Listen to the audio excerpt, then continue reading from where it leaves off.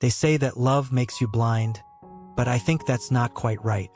It doesn't blind you, it just adjusts the lighting. It's like living your life under a permanent, golden hour filter, where all the sharp edges are softened and every color is a little warmer, a little more vibrant than it is in reality. For 3 years, I lived in that golden hour with Chloe. 3 years where the world felt custom-made for the two of us. We weren't just a couple.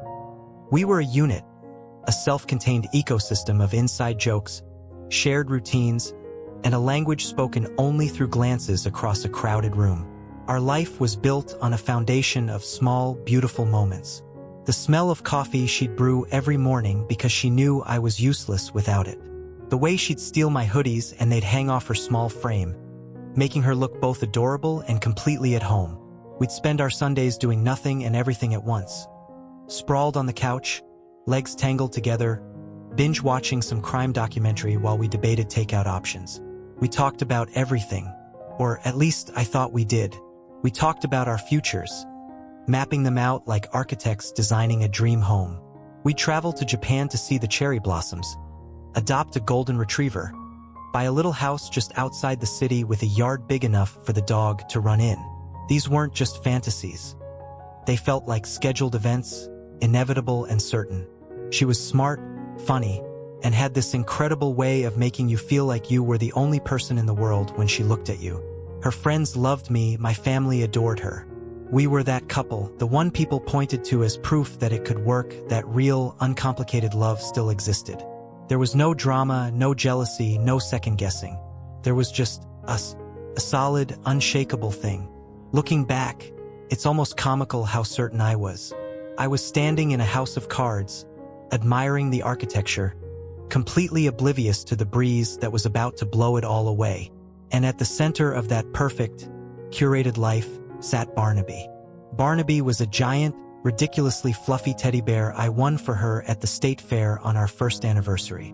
I'd spent an obscene amount of money trying to win the basketball toss game, my pride refusing to let me walk away empty-handed.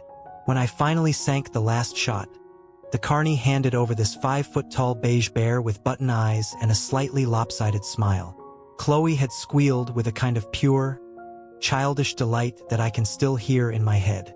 She hugged it so tight she disappeared into its fluff. From that day on, Barnaby was a permanent fixture in our apartment. He sat propped up against the pillows on our bed, a silent, fluffy sentinel guarding our relationship. He became a running gag. If I left my socks on the floor, Chloe would say, "Barnaby saw that, you know? He's very disappointed in your lack of hygiene." If she hogged the blankets, I'd pull them back, saying, "You have to share with me and Barnaby." He was more than a stuffed animal. He was a mascot, a symbol of that first perfect year, a constant, tangible reminder of our history. It was a Tuesday afternoon, nothing special about it. Chloe was at work. She was a graphic designer at a downtown firm, and I was working from home, which was my usual setup. I was taking a break, tidying up the bedroom, changing the sheets. As I pulled the comforter off the bed, I wasn't paying much attention and I accidentally knocked Barnaby onto the floor. It wasn't a big fall, but he landed at an odd angle. When I picked him up, I noticed it. A tear in the seam along his back, right between his plush shoulder blades. It was about 4 inches long, and a little bit of white stuffing was poking out. I felt a pang of guilt. It was probably an old tear that the fall had just made worse. My first thought was that I had to fix it before Chloe got home. She'd be sad if she saw her bear was hurt. It was a silly, domestic thought, but it came from a place of love. I knew she had a little sewing kit in the bathroom closet. I grabbed it, sat down on the floor with Barnaby in my lap, and prepared to perform some amateur surgery. The tear was wide enough that I figured it would be easier to sew if I pushed some of the stuffing aside to give me more room to work with the fabric. So, I stuck my hand into the opening, into the soft, synthetic guts of our relationship's mascot. I was expecting to feel nothing but more stuffing, but my fingers brushed against something else. It was hard and cool to the touch. It was smooth, rectangular, and utterly alien in a sea of fluff. My brain couldn't process it for a second. What could possibly be inside a teddy bear? A misplaced remote? No, it was too thin. My heart started to beat a little faster, a low, thudding drum of confusion. I pushed the stuffing away, my fingers closing around the object. Felt heavy, solid. I pulled my hand out slowly, my eyes wide with a curiosity that was rapidly souring into dread. And there it was, sitting in the palm of my hand. A phone. It wasn't her iPhone 14 with the cracked screen protector and the light purple case. This was a cheap, black, no-name Android phone. The kind you see in movies, the kind people call a burner phone. It had no branding, no logos, just a black, reflective screen. It was cold and heavy, and as I stared at it, the golden hour light I'd been living in for 3 years flickered and went out. The room suddenly felt darker, colder. The silence of the apartment was no longer peaceful. It was deafening. I was holding a secret, a solid, physical manifestation of a life I knew nothing about. And it had been sleeping in our bed, hidden inside the one thing that was supposed to represent the pure, simple start of it all. For a long time, maybe a full 5 minutes, I just sat there on the bedroom floor with the phone in my hand and the eviscerated body of Barnaby in my lap. My brain felt like an old TV cycling through static. Nothing made sense. My first, second, and third thoughts were all variations of the same desperate theme. This is a mistake. There had to be a logical, innocent explanation that I just wasn't seeing because the shock was short-circuiting my ability to think clearly. My mind scrambled, grabbing at any plausible theory like a drowning man grasping for a branch. Maybe it was an old phone, a really old one from before we even met, and she just stashed it in the bear for safekeeping and forgot about it.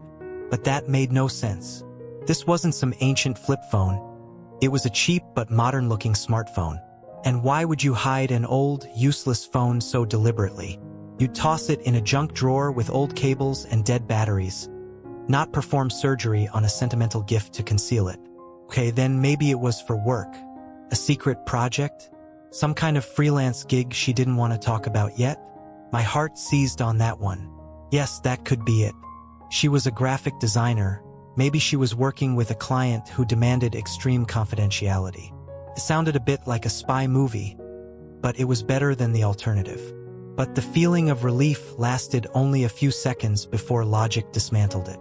Chloe's company, a major marketing firm, had a strict policy about personal devices. If they needed her to have a separate phone for a high-security client, they would have issued her a top-of-the-line, company-secured iPhone, not a throwaway burner you'd buy for cash at a 7-Eleven. A friend. It belonged to a friend. Her friend, Sarah, was going through a nasty divorce. Maybe Sarah was afraid her ex-husband was tracking her, and she asked Chloe to hold on to this for her. Yes, that felt plausible, felt human, but as the theory formed, it crumbled. Why would Sarah have Chloe hide it inside Barnaby? Why not just give it to her to put in a drawer? Why the elaborate, almost theatrical concealment? The act of hiding it was what screamed guilt. It was a conscious, deliberate choice to bury a secret in the one place I would never think to look, nestled within the very symbol of our love and trust. My breathing grew shallow. Every rational explanation I could conjure was flimsy, transparent. There was only one reason people owned phones like this. One reason they were hidden so carefully. And the implications of that reason were so catastrophic that my mind refused to even form the word. Betrayal.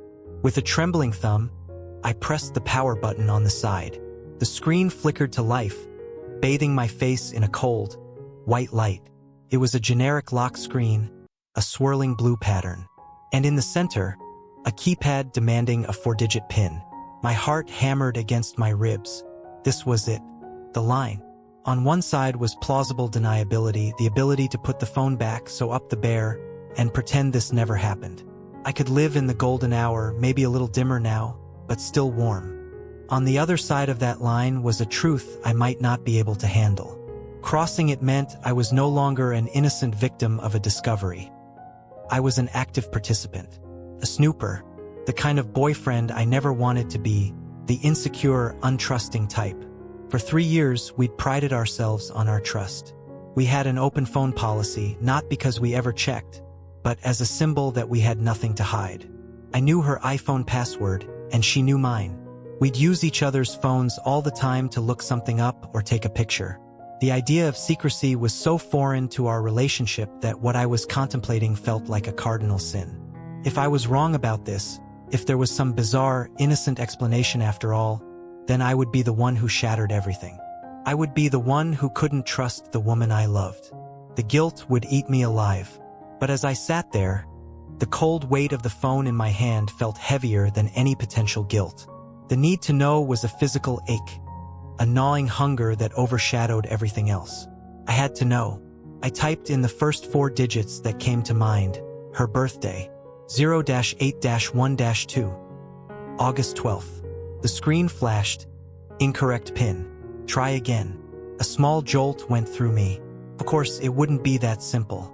I tried my birthday next, 0-3-2-5. Incorrect PIN. Try again. Nothing. My mind started racing through our shared history, turning our most cherished moments into a list of potential security codes. Our anniversary, June 15th. I remembered that day so clearly. The dinner, the walk by the river, the way she looked at me. It felt like a profanity to use that date to try and break into her secret life. I typed it in anyway, 0-6-1-5. Incorrect PIN. Try again. That one stung. It was a small, digital rejection, but it felt deeply personal. It was as if the phone itself was telling me that the world it contained had nothing to do with me or the life we had built.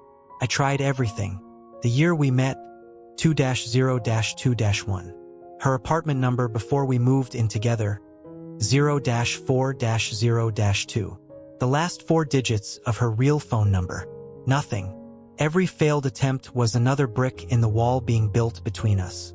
The phone was a fortress and I was on the outside. After another few desperate guesses, the address of her childhood home, her cat's birthday, the numbers 1-2-3-4 out of sheer desperation. A new message appeared on the screen. Too many incorrect attempts. Try again in 30 seconds. The phone went dark. I was left staring at my own reflection in the blank screen, my face pale and twisted with a mixture of anger and despair. The 30-second lockout felt like an eternity. Defeated, I put the phone down on the floor beside me. I looked at the mess. The torn bear, the pile of stuffing, the secret phone lying next to it. It was a scene of domestic destruction. A perfect metaphor for what was happening to my life. Everything I thought was soft and safe was torn open, and something ugly had been hiding inside. Just as the phone screen lit up again, ready for another assault on its secrets, I heard a sound that made my blood run cold.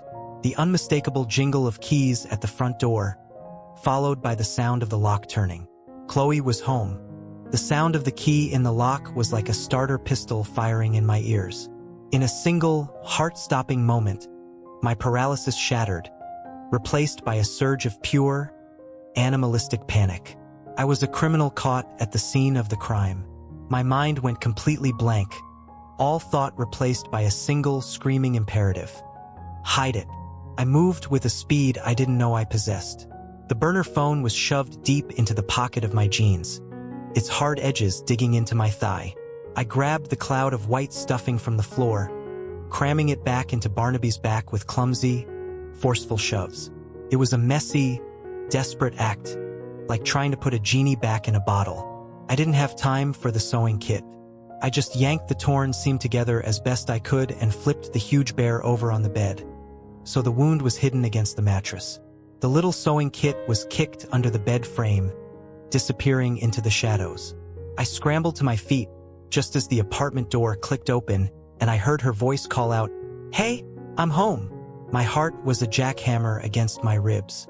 I took one deep, shuddering breath, trying to force my body into some semblance of normalcy. I walked out of the bedroom, forcing my lips into a smile that felt brittle, like it could crack and fall off my face. "Hey you," I said, my voice sounding unnaturally high.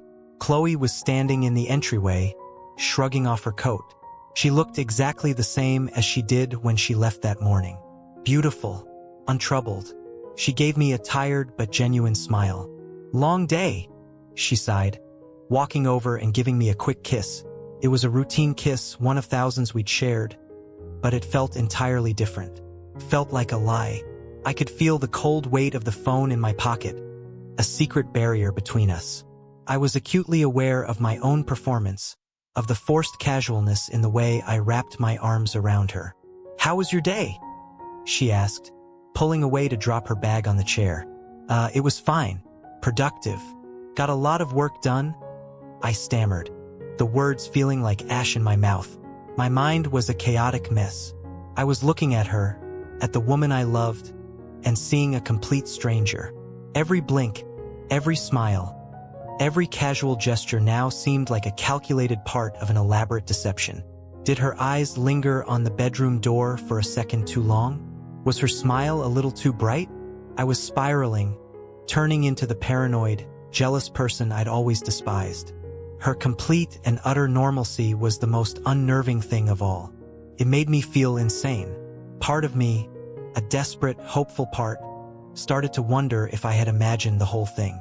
Maybe I was overtired, stressed, and had concocted this entire nightmare.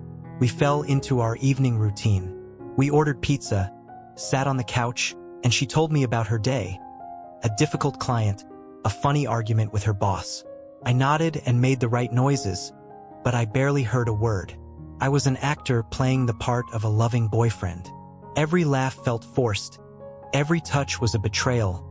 Mine for pretending, and hers for whatever secret she was keeping. I felt a profound sense of guilt, not just for the suspicion, but for the violation of privacy I was about to commit. But that guilt was drowned out by a stronger, colder feeling, the certainty that I was being played for a fool. Later that night, I lay in bed, rigid and wide awake, listening to the soft, even rhythm of her breathing beside me. Sleep was an impossible luxury. The phone in my jeans, which I'd left on the floor, felt like it was radioactive, pulsing with a dark energy that filled the entire room. I waited until I was sure she was in a deep sleep. Then I carefully, silently, slipped out of bed. I crept into the living room, the moonlight casting long shadows on the floor. I sat on the couch, my hands shaking as I pulled the phone from my pocket. The screen lit up. Too many incorrect attempts. Try again in 60 minutes. I'd forgotten about the lockout. The frustration was so intense I wanted to scream. I had to wait a full hour, sitting in the dark, my mind racing, constructing elaborate, torturous scenarios. When the timer finally expired, I was ready. My previous attempts had been centered on us. Our dates, our memories. It was time to think outside of that box. This phone wasn't about us. It was about her, a version of her that didn't include me. I thought about numbers that were hers alone. Her locker combination from high school? No, too long ago. Her ATM pin? I didn't know it, and I wouldn't even if I did. Then something clicked. A memory from a few months back. She was complaining about her grandmother's birthday coming up, how she always got sad around that time of year. Her grandmother had passed away a few years before we met, but she had been incredibly close to her. She'd mentioned the date in passing. November 4th. 1-1-0-4. It was a long shot, a complete guess, but it felt different from the others. It was purely hers. My thumb hovered over the screen. I took a breath and typed it in. 1-1-0-4. The phone didn't flash an error message. It made a soft clicking sound. And then the home screen appeared. I was in. The feeling wasn't relief or triumph. It was a cold, sinking dread, like I just jumped out of a plane without a parachute. There was no going back now. The screen was starkly empty. No photos, no social media apps, no games. Just the bare essentials. A call log, a web browser, a photo gallery, and a messaging app. It was a ghost of a phone designed for a single purpose. With a hand that felt disconnected from my body, I tapped on the messaging app. The inbox was just as sparse. There were only a handful of conversations, but one thread had hundreds of messages. It was with a contact saved only as J. My blood went cold. I tapped on it. The most recent messages were from that very afternoon, while she was at work. J, can't stop thinking about last night. Chloe, me neither. You were amazing. J, I wish you were here right now instead of there. Chloe, soon. Promise. Jay, he has no idea, does he? Chloe, not a clue. He trusts me completely.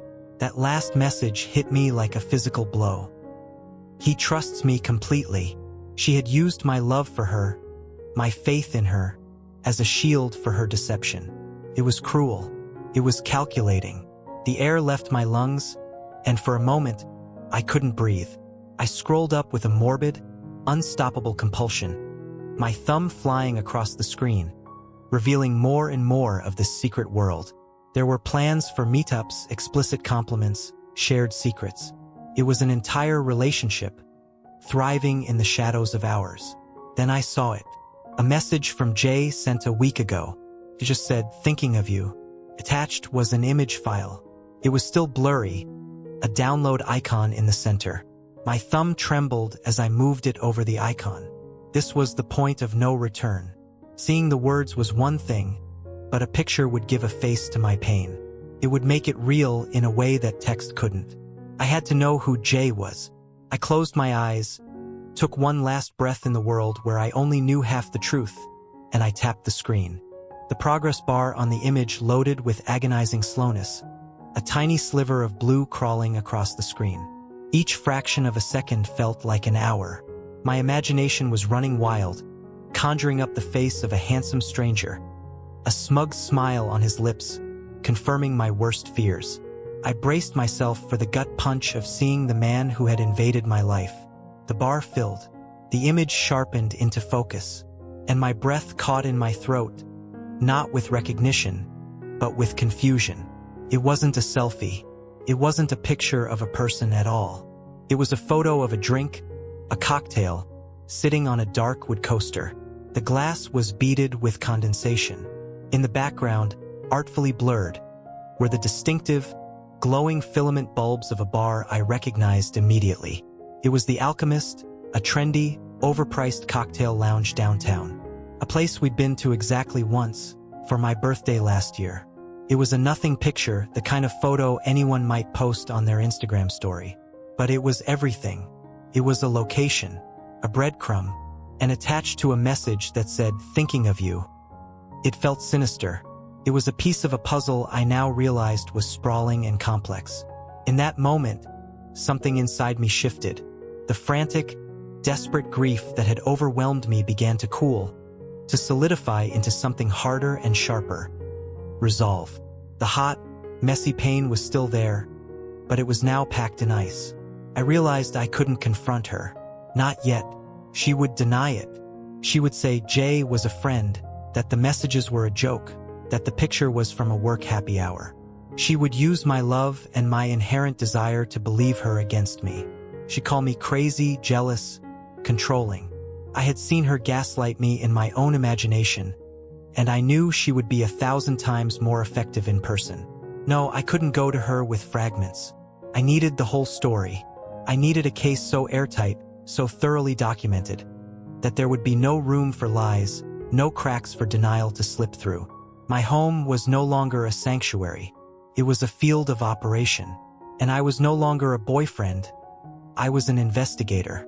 I went back to the bedroom, retrieved my own phone, and returned to the couch. The first step was to preserve the evidence. With the burner phone in one hand and my iPhone in the other, I began the meticulous, soul-crushing process of documenting everything. I took crystal-clear screenshots of every incriminating conversation with Jay, ensuring the timestamps were visible. I scrolled back months, capturing the entire history of their affair. The sheer volume was staggering. It hadn't been a recent mistake. It had been a long, ongoing campaign of deception. Next, I created a new, password-protected note in my phone. I began building a timeline. I transcribed dates, times, and key phrases from the burner phone's messages. Dinner on Tuesday. A message from Jay read, "Can't wait." I found the corresponding reply from Chloe. "Me too. Just told him I have a late meeting with the marketing team." Another one. "That hotel was incredible. We have to go back." A week later, thinking about the view from that room, I noted down every clue, every reference to a place or time. The document was a catalog of my own betrayal, a chronological account of every lie she had told me, every moment she had been with him while I was at home, assuming she was working late or out with friends. With this timeline of deceit in hand, I moved to the next phase, cross-referencing. I waited until the next morning, after she'd left for work. I sat down at her laptop, my hands shaking slightly as I opened it. It felt like another violation, another line crossed, but I was long past caring about that. I opened the one application we both used for everything, our shared Google Calendar. It was supposed to be a tool for transparency, to coordinate our busy lives. Now, it was her book of lies. I placed my phone next to the laptop, the burner phone's timeline on one side, her calendar on the other. It was sickeningly easy. Late meeting with marketing? There it was on the calendar. A neat blue block from 7 p.m. to 9 p.m. on a Tuesday 2 weeks ago. Drinks with Sarah? A pink block on a Friday night last month. The night the burner phone texts mentioned how amazing last night was. One by one, I matched the secret messages to the public lies. Each match was a small, sharp stab to the heart. The final frontier was our finances. I logged into our shared credit card account. I wasn't naive enough to think she'd be buying him lavish gifts on it. The deception would be in the small things. I sorted the transactions by date, comparing them to my timeline. There it was. On the night of the late marketing meeting, a charge for $38.50 at a tapas restaurant in a neighborhood she never went to. And then, an hour later, a parking garage charge for a garage attached to a boutique hotel 2 blocks from that restaurant. The night of drinks with Sarah, I found a charge for 2 tickets at a movie theater across town, purchased at 8:15 p.m. I remembered that night. She'd come home late, smelling of wine, and told me all about the drama Sarah was going through. She had fabricated an entire evening, complete with detailed plot points from a life she wasn't living. The days that followed were a special kind of hell. I was living a double life just like her. On the surface, I was the same loving boyfriend. I woke up next to her, kissed her goodbye, asked about her day with a hollow smile. But underneath, I was a detective, constantly gathering data, my mind a whirl of suspicion. Her touch, once a comfort, now made my skin crawl. Every casual question she asked, "What are you thinking about?" sent a jolt of paranoia through me. I learned to lie, to clear my browser history, to keep my face a mask of placid normality while inside I was screaming. I was becoming a ghost in my own life, haunted by the truth only I could see. In a twisted way, I had never felt closer to her, because for the first time we were both living the same lie. For weeks, I was a man haunted by a single letter of the alphabet, J. The initial was burned into my mind. I saw it everywhere, on billboards, in newspaper headlines, on the spine of a book on our shelf. J was a ghost who lived in a cheap burner phone, a phantom lover with no face, no voice, no identity beyond his cryptic, possessive texts. I had built an entire timeline of his affair with my girlfriend, pinpointing dates and locations with the cold precision of a homicide detective. I knew where they ate, what hotel they stayed at, what lies she told to be with him. I knew everything, except the one thing that mattered most: who he was. This anonymity was a unique form of torture. It allowed my imagination to run rampant, to cast every man she ever mentioned, every stranger who looked at her for a second too long, as a potential suspect.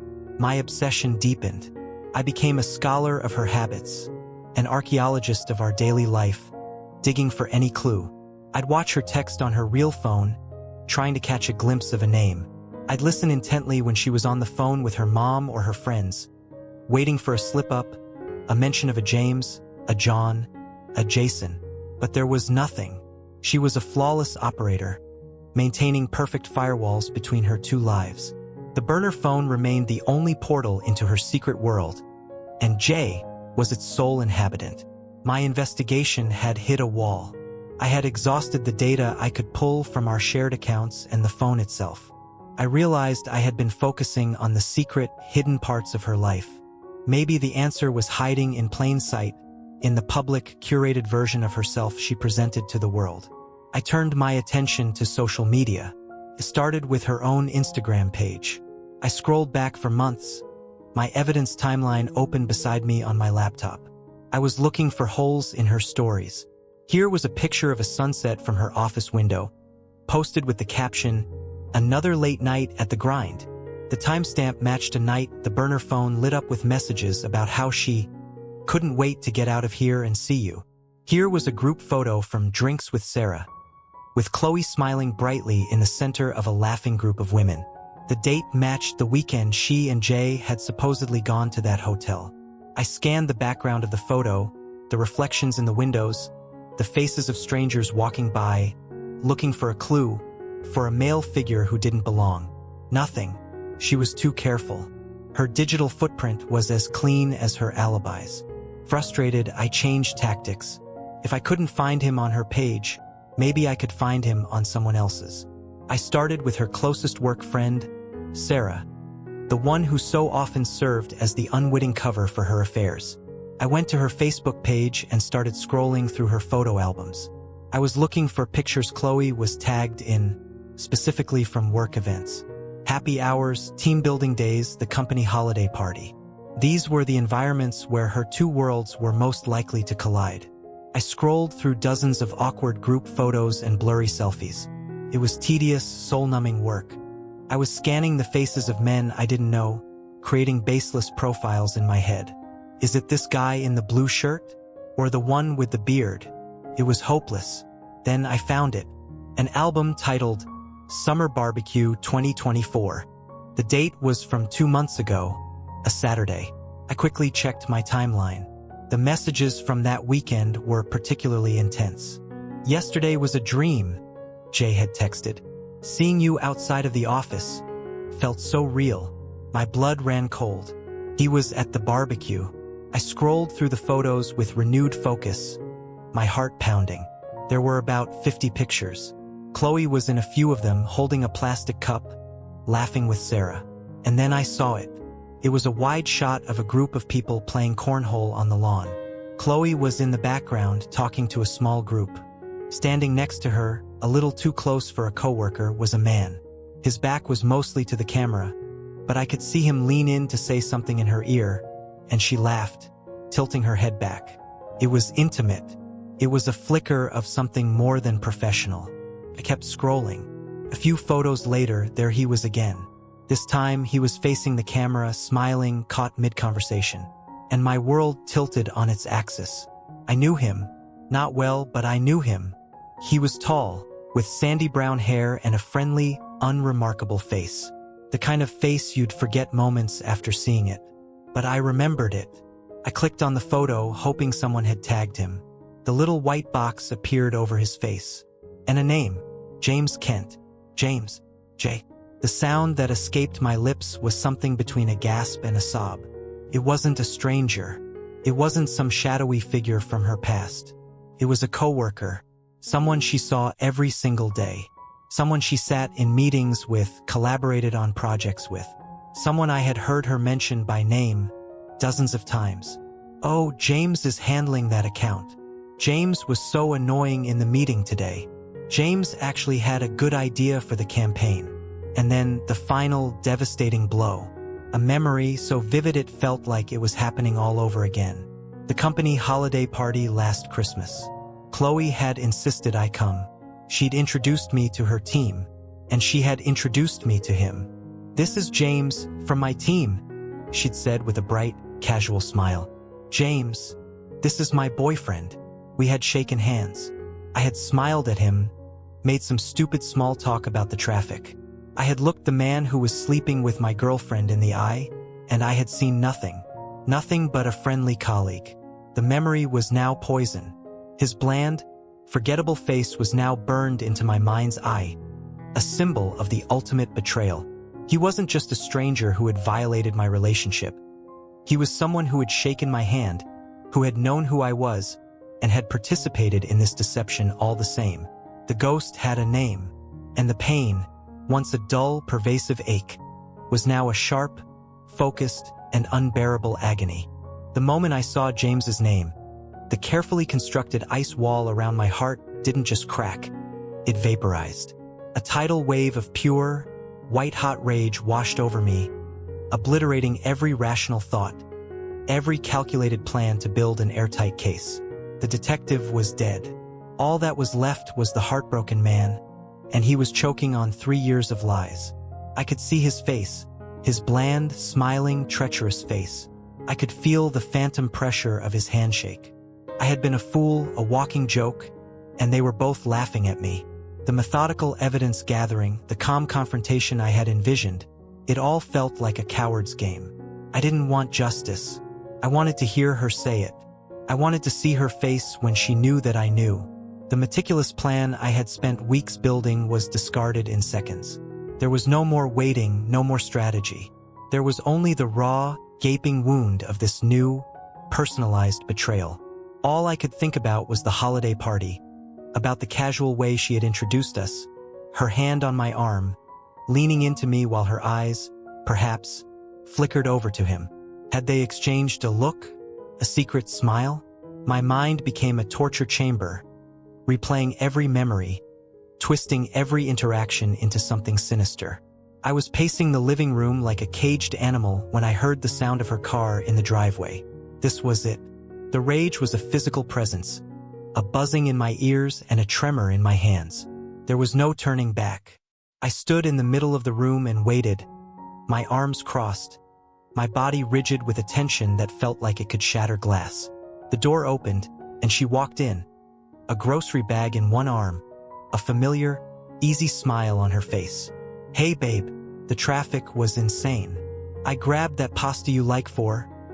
She stopped mid-sentence, her smile faltering as she finally took in my expression.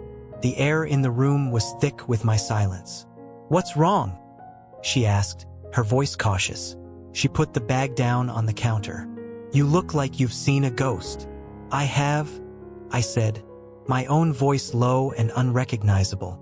"I've seen a ghost named Jay. Or should I call him James?" The name hung in the air between us. I saw a flicker of something in her eyes. Not guilt, not yet. It was surprise, maybe even fear. But it was gone in an instant, replaced by a mask of utter confusion. "James?" she said, her brow furrowed. "James from work? What on earth are you talking about? Are you feeling okay?" "Don't," I snarled, taking a step forward. "Don't you dare play dumb with me, Chloe. I know everything." My anger was making me sloppy. I was leading with emotion, not facts. I was giving her ground. "You know everything?" she repeated, her voice taking on a sharp, defensive edge. "What are you talking about? You're not making any sense. You come in here, you look furious, and you're throwing my coworker's name at me. What is going on?" This was my fatal error. In my rage, I showed her my hand. "The phone, Chloe. The burner phone. The one you hid inside Barnaby." The moment the words left my mouth, I knew I had lost. Her expression transformed.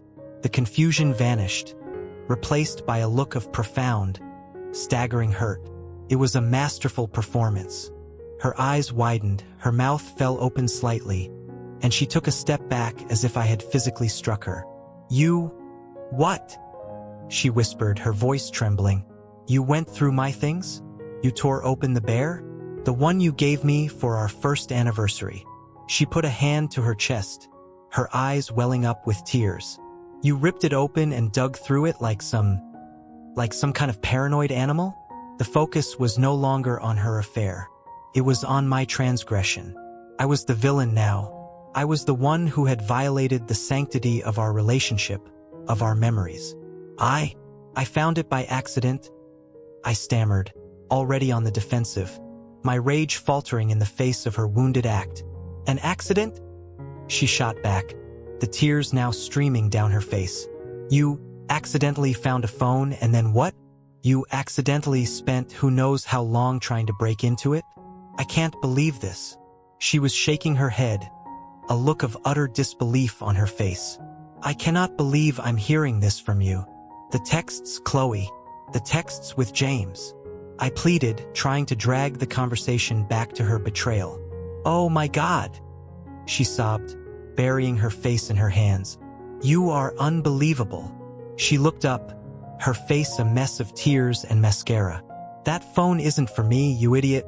It's for Sarah, my best friend, who is terrified that her abusive ex-husband is tracking her every move." I was holding it for her so she could have a safe way to communicate, so she could talk to her lawyer without him knowing. I was trying to be a good friend, to protect someone I love from a dangerous man. And you twist it into this disgusting, paranoid fantasy that I'm cheating on you? Her story was perfect. It was plausible.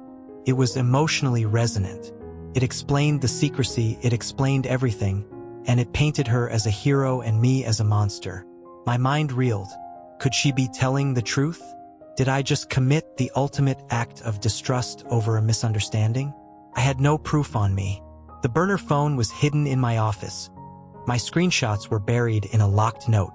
I had nothing but my accusations, and in the face of her masterful, tear-soaked performance, they sounded like the ravings of a lunatic. But the messages, I said weakly. Of course the messages sound weird out of context, she yelled, her voice filled with righteous indignation. She's in a terrifying situation. What did you expect? You violated my trust. You violated Sarah's trust. You violated everything this relationship was supposed to be about. She sank onto the couch, her body racked with sobs. I don't even know who you are right now, she cried into her hands. How can I be with someone who thinks so little of me? Who would rather believe I'm some kind of monster than just trust me? I stood there, defeated. The fire of my rage was extinguished, leaving behind only the cold, wet ash of confusion and self-doubt. She had taken my righteous anger and turned it back on me so completely that I was the one who felt ashamed. I was the one who felt like I needed to apologize. The confrontation was over. I had lost.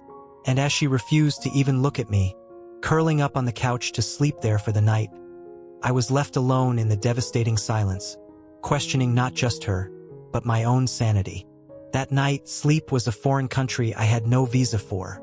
I lay in our bed, the empty space beside me colder and wider than it had ever been. Chloe's feigned sobs from the living room had long since subsided into a strategic, martyred silence. My mind, however, was a storm of activity. The initial fog of confusion and self-doubt from her gaslighting performance began to dissipate, burned away by the slow, rising heat of a new kind of anger. It wasn't the hot, explosive rage from before. This was a cold, quiet, and infinitely more dangerous fury. Her story about Sarah was good. It was brilliant, in fact. It was perfectly tailored to exploit my own decency, my capacity for doubt, my desire to believe that the person I loved wasn't a monster. But it was too perfect. The tears were too immediate. The righteous indignation was too polished. It was a performance, and I had been a captivated audience of one. The devastating realization settled in. I had completely underestimated her. I had walked into a battle of wits armed only with raw emotion, and she had dismantled me with the precision of a surgeon. I had lost because I had been a heartbroken boyfriend. I would not make that mistake again. The heartbroken boyfriend was now gone, and in his place was something else, something she had created. An enemy. A grim clarity washed over me in the pre-dawn darkness. My objective had changed. I no longer cared about a confession. I no longer cared about the why. The hope for reconciliation, a hope I hadn't even realized I was still clinging to, was finally and truly extinguished. My new objective was simply to demolish her lies. I would not confront her again until I had a case so monolithic, so utterly corroborated by evidence, that her only option would be the silence of absolute defeat. There would be no more tears, no more shouting matches. The next time we spoke of this, it would be an execution. My previous investigation, I now realized, was amateur hour. Screenshots of texts she could claim were for a friend. Bank statements she could explain away. I needed something that tied her and James together directly, something that no story about helping Sarah could ever justify. I needed a smoking gun. The next day, she treated me with a cold, wounded distance that was its own form of psychological warfare. It was designed to make me feel guilty, to make me crawl back and apologize. I played my part, acting sullen and regretful, which only seemed to fuel her sense of moral superiority. But while she was at work, believing she had won, I was back in my war room. I started with the burner phone again, but this time I wasn't just looking for content. I was looking for operational patterns, for mistakes, but there were none. She was a ghost. I needed to find a new front. I thought about their digital lives, the countless invisible threads that connect people in the modern world. A secret email? A private Instagram account? Too hard to find, too easy for me to get caught looking. Then, a thought struck me, a long shot, but one that made my pulse quicken. We shared an Amazon Prime account. And with it, we shared Amazon Photos, the cloud service that automatically backed up pictures from our phones. We'd set it up years ago and forgotten about it. It was a silent, automated archivist of our lives. Chloe was meticulous about deleting photos and texts from her devices, but cloud backups could be tricky. Sometimes they happened in the background, capturing a moment before the user had a chance to erase it. I logged into the account, my heart thudding. The interface opened up to a seemingly infinite scroll of our shared life. Pictures of my cat, her latte art, screenshots of recipes, selfies from our last vacation. It was nauseating. I used the filter function, a tool I didn't even know existed a week ago. Show uploads only from Chloe's iPhone. Then I started scrolling back, my eyes scanning the dates, matching them to the timeline of betrayal I had built. I scrolled past the date of the late marketing meeting, the weekend of drinks with Sarah. Nothing. Just the innocent, public-facing photos she allowed the world to see. She was good. She was thorough. My hope began to wane. And then I saw it. An anomaly.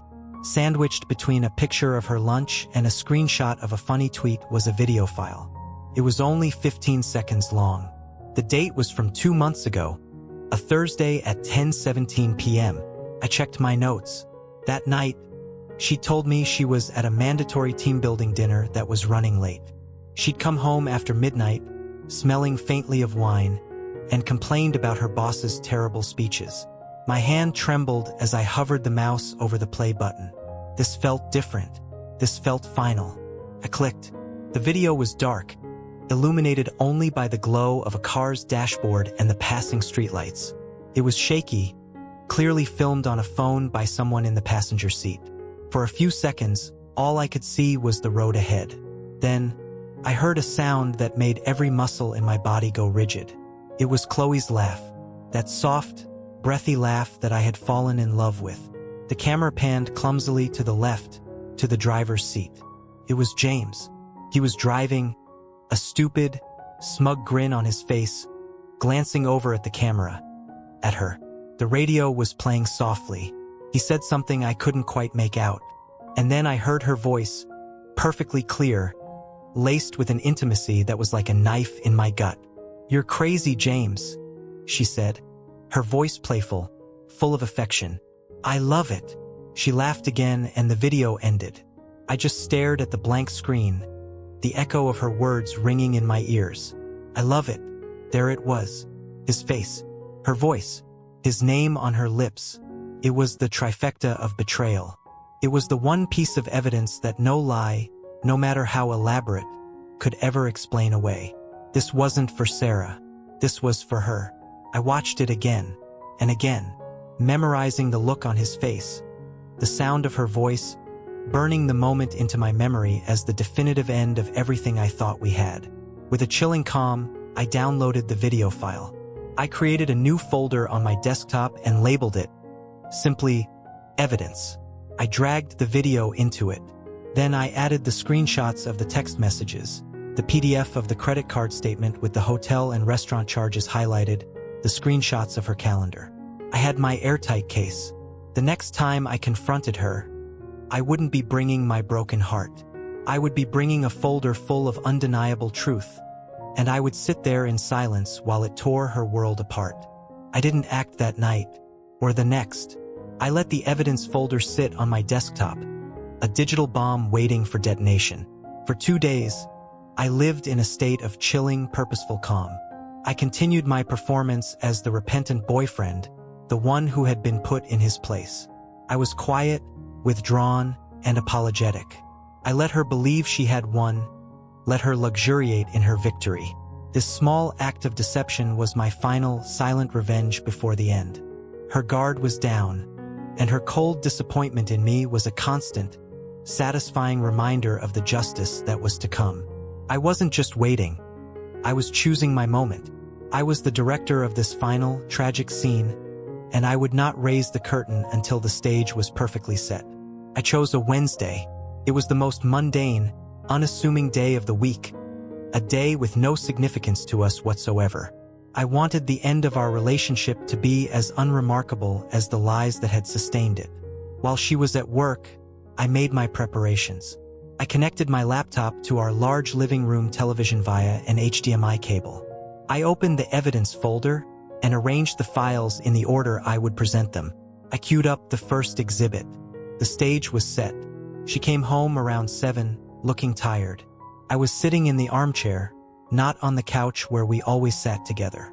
"Hey," she said, her tone still cool and distant. "Hey," I replied, my voice perfectly level. "Can you come sit down for a minute? There's something I need to show you." My lack of emotion seemed to unnerve her. There was no anger, no sadness, just a flat, neutral calm. She looked at me with suspicion, but likely assuming I was about to launch into a grand, groveling apology. She sighed and dropped her bag, sinking into the far end of the couch. "What is it?" she asked, her voice weary. I didn't answer. I just picked up the laptop from the coffee table and clicked the mouse. The television screen flickered to life. On it, in stark black and white, was the first screenshot from the burner phone's message log. "We need to revisit your story about Sarah," I said. My voice as calm as a news anchor's. "You said this phone was for her. Let's examine that." Her eyes widened as she saw the texts blown up to fill the 55-inch screen. "I can't believe you're doing this again," she started, her voice rising with practiced indignation. "After we talked." "Exhibit A," I said, cutting her off, my voice unwavering. I used the arrow key to cycle through a dozen screenshots. Texts from Jay talking about last night, hotel rooms, and how I have no idea. I looked at her. "Now let's add some context." I clicked again. The screen split, showing her Google Calendar on one side and our credit card statement on the other. "Here is Tuesday, April 8th. You have it marked as a late marketing meeting. And here, on the same night, is a credit card charge for a hotel parking garage downtown. A garage I found that is attached to the Viceroy Hotel." The burner phone texts from the next morning refer to that incredible hotel room. The color drained from her face. She opened her mouth to speak, but nothing came out. "Here is Friday, May 16th, I continued, my voice a relentless monotone. "You have it marked, drinks with Sarah. Here is a charge for 2 movie tickets and a late-night dinner at a restaurant you and I have never been to." The texts from the next day refer to how much fun last night was. I went on like this for another 5 minutes, methodically laying out date after date, lie after lie. Each piece of evidence was a brick, and I was building a wall around her, sealing every possible exit. Her righteous anger dissolved into frantic denial. "Those are work expenses. I must have used the wrong card. Sarah was with me, I swear." Her voice was getting higher, more desperate. Her excuses were pathetic, nonsensical, the desperate thrashing of someone drowning. She was sputtering, cornered, on the verge of tears again, but this time they were tears of panic, not performance. I held up a hand. "You're right," I said with chilling sincerity. "You could probably invent a story for every single one of these. It's all just data. It's all circumstantial." I looked her directly in the eye. "But this isn't." I clicked the mouse one last time. The video file opened, filling the entire screen. The dark car, the passing streetlights, James's smug, smiling face, and then her own voice, echoing through the dead silent living room, a ghost at her own execution. "You're crazy, James. I love it." The sound of her own laugh, so full of life and happiness, seemed to suck all the air out of the room. The video ended, plunging the screen back into darkness. But the sound of her voice lingered. It was over. I watched as the final mask disintegrated. Her body seemed to collapse in on itself. A low, guttural sob escaped her lips. The fight was gone. The lies were gone. All that was left was the small, ugly, shivering truth. She buried her face in a couch cushion, her shoulders shaking. I sat in silence for a full minute, letting the weight of the moment crush her. Finally, I spoke, my voice devoid of any emotion at all. "How long?" "A year," she whispered into the cushion, her voice muffled. "Just over a year. A year. Half of our perfect time together had been a lie." "Why?" I asked. It was a stupid question. I didn't even want the answer, but I asked it anyway, and then it all came out. The torrent of pathetic, cliché excuses I knew was coming. It started as a whisper and grew into a desperate, crying confession. "I don't know. It just happened. You were always working. We were growing apart. He was just there. He listened to me. It wasn't supposed to mean anything at first, I swear. I was going to end it. I couldn't. I didn't react. I just sat there in my armchair, the judge and jury, as she confessed it all. She wasn't talking to me anymore. She was just talking, trying to justify the unjustifiable, trying to find some reason for blowing our world apart. But there was no reason. There was only the evidence, and the verdict, hanging silently in the air between us. Guilty. After her confession dissolved into a mess of incoherent sobs and pathetic excuses, a new kind of silence fell over the room. It was heavier than the tense silence before the confrontation. It was a dead silence, the kind that follows a fatal crash. The air was thick with the wreckage of our life. I didn't feel anger anymore. I didn't feel vindicated. I didn't feel anything at all. The rage that had fueled me for weeks had burned itself out, leaving behind a vast, hollow emptiness. I had won, but the victory felt exactly like defeat. I let her cry for a few minutes, the sound echoing in the stillness. I watched her, not as the woman I loved, but as a problem that needed to be solved, a final piece of logistics to be managed. When her sobs finally quieted, I spoke. My voice was flat, a stranger's voice in my own home. "You need to pack a bag," I said. She looked up, her face swollen and red, a flicker of disbelief in her eyes, as if she thought her tears might have changed something. They didn't. "I want you gone tonight," I continued. "We can figure out the rest of your things later. But for tonight, you need to leave." There was no argument.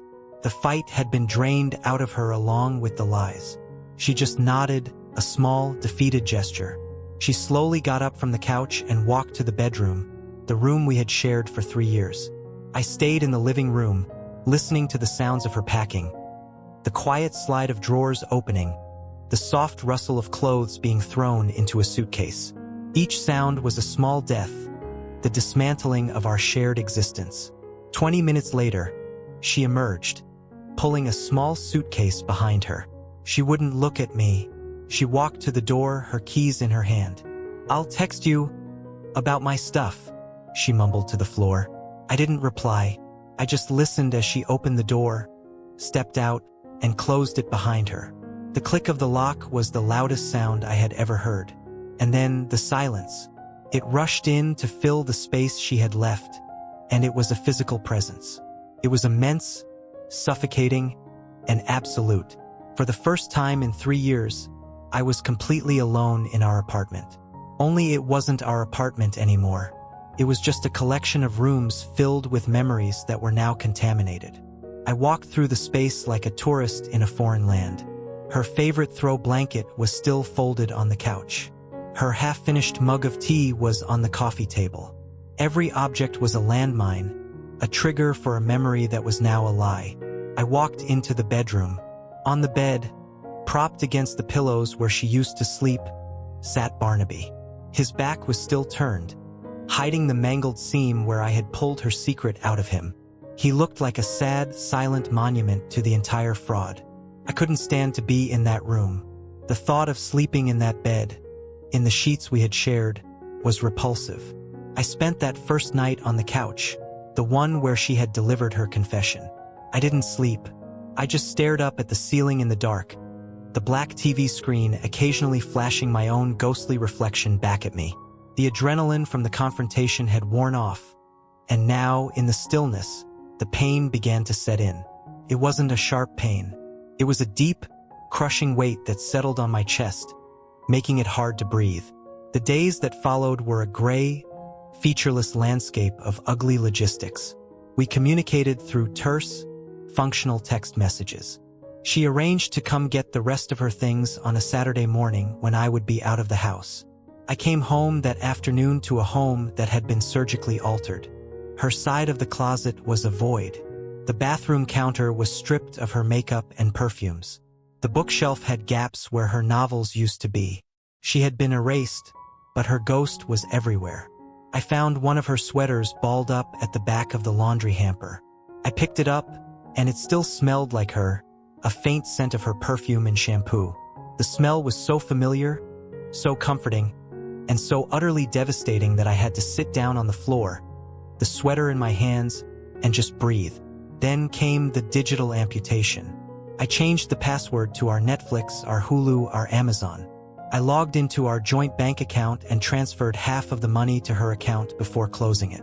I called our landlord and began the paperwork to have her name taken off the lease. Each task was a small, bureaucratic severing, a formal dissolution of a partnership I thought would last a lifetime. Telling people was its own special kind of hell. I called my sister first. I tried to give her the clinical, condensed version, but my voice broke. Having to say the words, "she was cheating on me," out loud made it real in a way it hadn't been before. I could feel her pity through the phone, her awkward, well-intentioned questions. "Are you okay?" "No." "Were there any signs?" "I guess, but I was too blind to see them." With my friends, it was the same.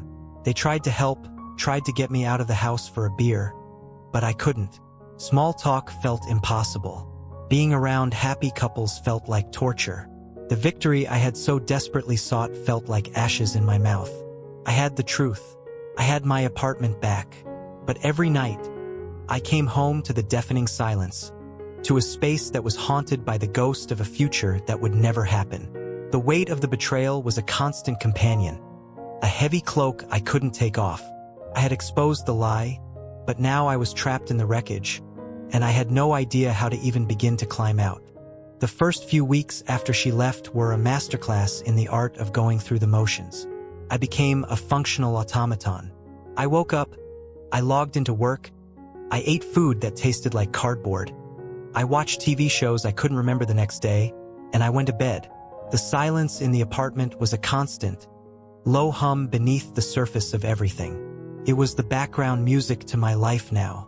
I tried to drown it out with music or podcasts, but it was always there, waiting in the pauses, a reminder of the profound and sudden absence that now defined my world. My life, once a vibrant duet, was now a hollow, solitary echo. One Saturday morning, I woke up and knew I couldn't live in the museum of our failed relationship any longer.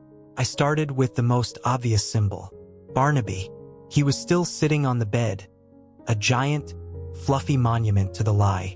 I grabbed him, his button eyes staring blankly at me, and I didn't feel anger or sadness anymore. I just felt a deep, weary need for him to be gone. I hauled him down the 3 flights of stairs and stuffed him headfirst into the communal dumpster behind our building. It wasn't a dramatic act. There was no catharsis.